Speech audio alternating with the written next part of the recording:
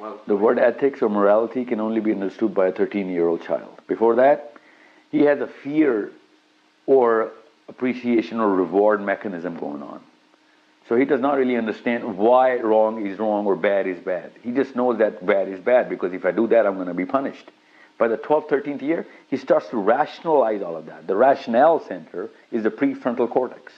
So understand how important it is to understand or observe the way naturally brain is being developed. okay. Is this growth mechanism works both for men and women? Yeah, it is. Okay. It is. With respect to psychology, women have a higher IQ normally as compared to men.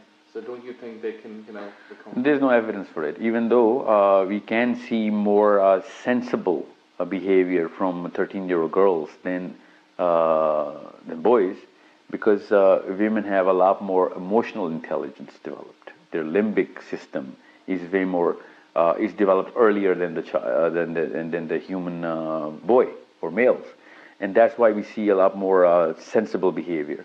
But that's because of certain different chemical combinations, and girls naturally have a lot more oxytocin, so they tend to empathize way more. And since empathy actually raises your acumen to understand the situation at hand on behalf of the person or the affectee, so girls tend to be way more sensible. Boys have a lot less oxytocin, so they need a lot more nurturing.